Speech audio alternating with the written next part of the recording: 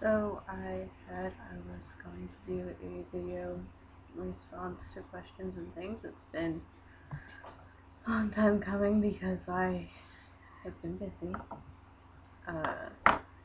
The first question I had from back when I started this was,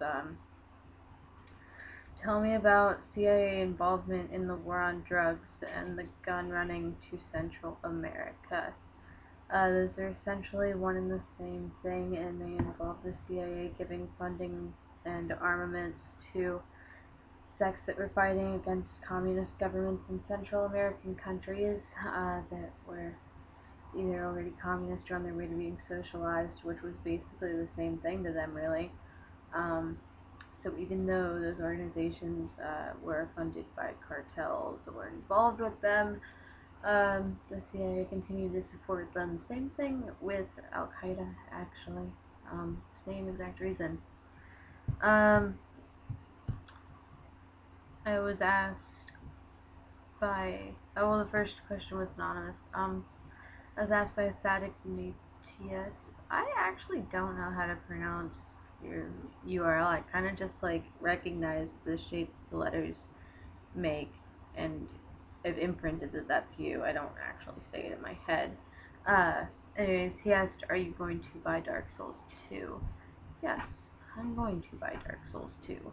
And I'm gonna get mad at it, and I'm not gonna touch it for like 4 or 5 months like I have with the first Dark Souls, and I'm gonna play it every so often when I'm, feeling a little excited about it, and then I'm just gonna get really sad, but I'm gonna have progressed a little bit, and I'm gonna feel good about it. And that cycle is gonna continue for maybe a year. Politics and Hand Grenades had asked, can you recall an instance as a young gamer, I'm talking like 10 to 12 here, when you ever felt that women in the games you were playing were misrepresented or oppressed, and did it ever offend you? I can't honestly remember thinking about that because even from the age of a small child, I've kind of always been, I guess I want to say like, I've always viewed people the same. So if something bad was happening to a woman, I never thought it was like because she was a woman unless it was explicitly stated. And I can't even remember any instances of that, so I suppose your overall answer would be no. Ignatius again asked me, how do I feel about modern day Sega? To which I have to say, I didn't know that there was a modern day Sega. He also asked moral relativism or moral objectivism, to which my answer is moral relativism. I am a moral nihilist. There are things that I believe we have all come to agree are bad and shouldn't be done, but that's not to say that it's completely objective, because somewhere out there in this vast, bright universe, there might be a backwards ass society where that is acceptable. And that's not condoning that possibility, but it's saying that we can't really be the determinants of what morals are across not just the entire Earth, but across the entire universe, since it is infinite, and in that infinite number it allows for the possibility of intelligent extraterrestrials. I'm a great follower of Carl Sagan and Friedrich Nietzsche at the same time.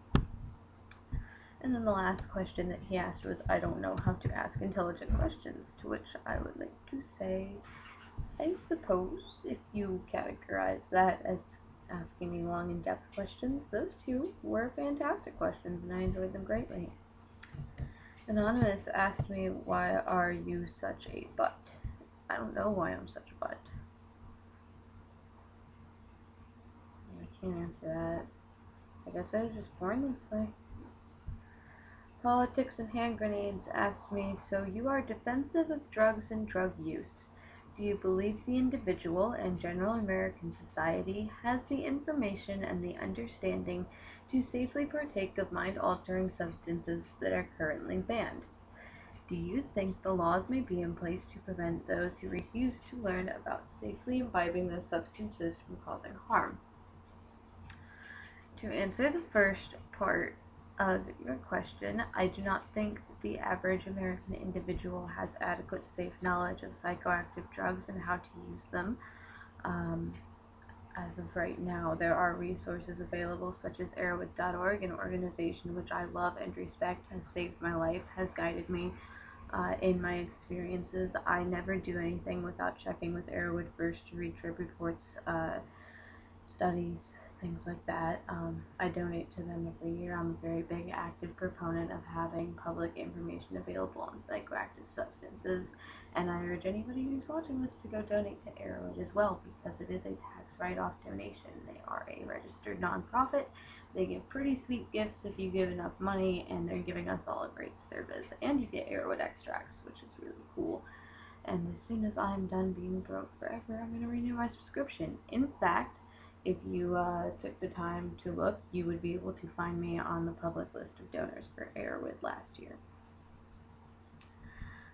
Or maybe it was 2011. It kind of crossed over. Anyways, to answer the second part of that question, I think that the only law that should be in place if drugs were to be legalized, where people would get the correct information, would be something akin to a pharmacist counseling, where you go over the basic effects of the drug and the risks, as well as the safe and adequate dosage, and also an information packet be given with it.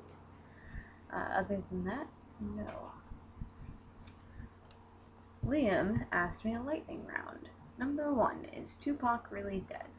I believe that Tupac is wherever Elvis is, my friend, whether that is dead or whether that is in space, who really knows?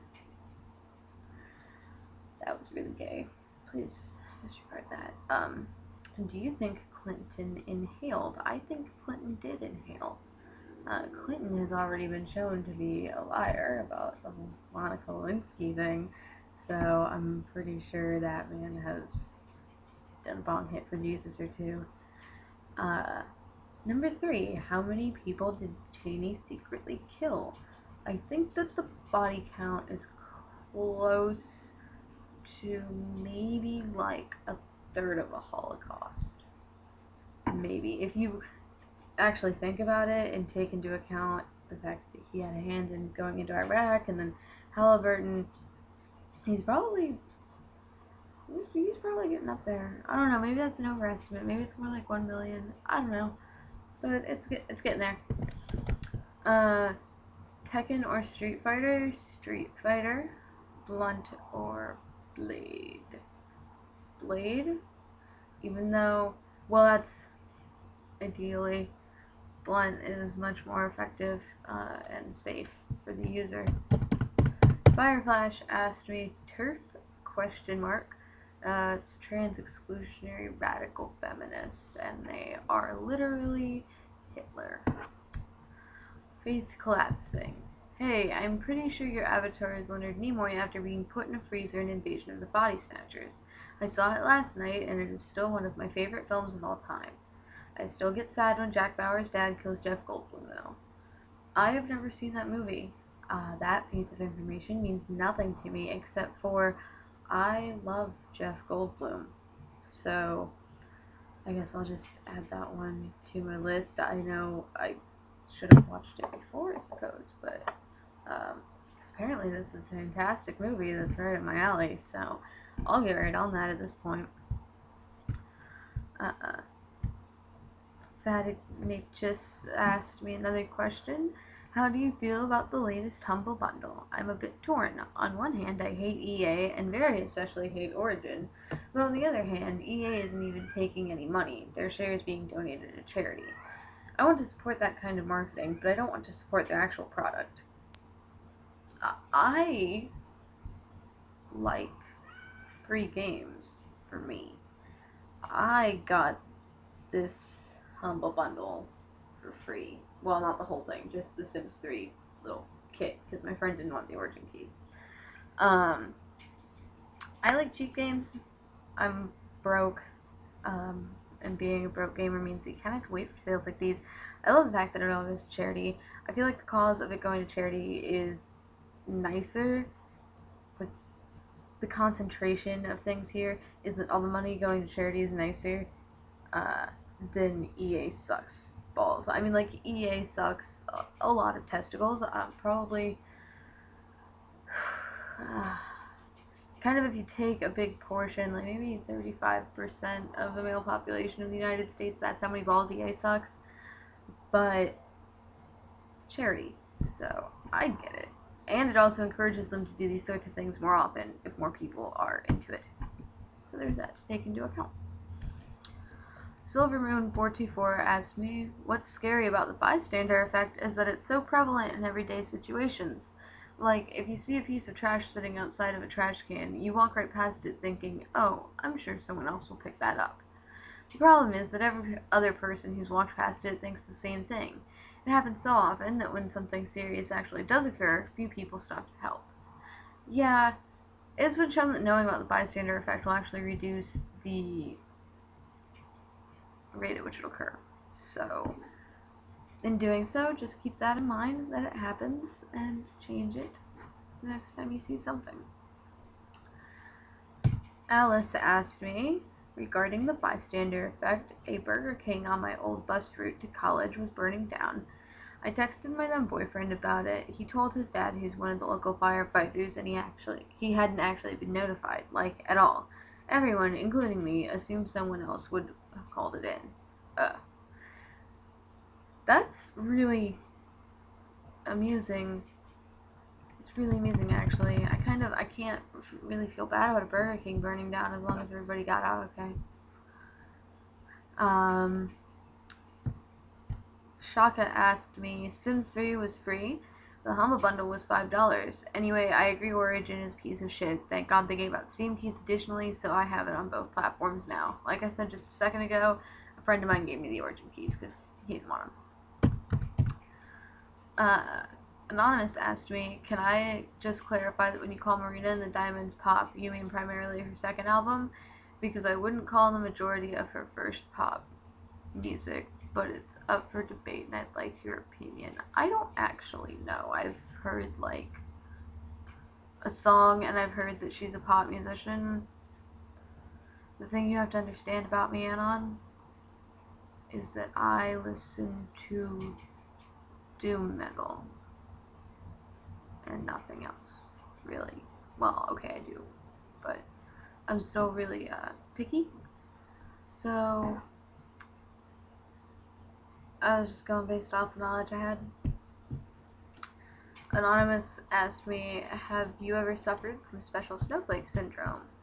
Yes, I have. I was in middle school, pretty much like the same things I do now, but I was actually the only one in my area that really did, so the whole, like, I thought I felt special for having the interests that I do, and that was reinforced by everybody else who told me I was so unique and weird and whatever, so I grew out of it by the time I was like 15. Lyra asked me, okay, no, yeah, sure, people can be furtive about their morbid ideals and present themselves as nice and vice versa, but I don't give a fuck. What the fuck is Tumblr doing when they attempt to reason with a man like Hitler? What the fuck is wrong with these people? Is this what empathy is? Because I am unsure. If it is, fuck that. I'm glad I was born retarded. That's not really what empathy is called. It's called just realizing that everybody has the capacity to be literally Hitler. And that you should remember that Hitler did do nice things, and that is what shows us that we all have the potential to be literally Hitler. Tropius Eurorican, which I hope I pronounced that right, asked me, you know what just came to mind? What's good for the goose is always good for the gander. Can apply to a good chunk of feminists who don't put any priority on men's issues and or use the patriarchy backfiring rhetoric, especially if you apply the saying almost literally. I think antitype isn't always good for the gander, but I don't care because I got what you were saying. Yeah, I agree. That is actually pretty clever. Good job. And lastly, Fat Ignatius asked me, how do you feel about the implied / almost but then stopped rape scene in the Hotline Miami 2 previews? I haven't seen it. I would say I expect it. Hotline Miami seems to be based off of the trashy Pulp Fiction era stories From the 1960s, 70s, and early 1980s, they were highly centered around masculinity and things of that nature, including violence and female sexuality being subjugated. They were greedily read by members of both genders, one for the male power fantasy and the other, the female, for the desire to be sexually dominated, which is a thing that is very common. All in all, if it goes along within that vein and it's used as a storytelling device in the kind of Pulp Fiction environment and manner of thinking, then it's okay. So that's my video. Thanks for watching all like 15 minutes and change. Bye.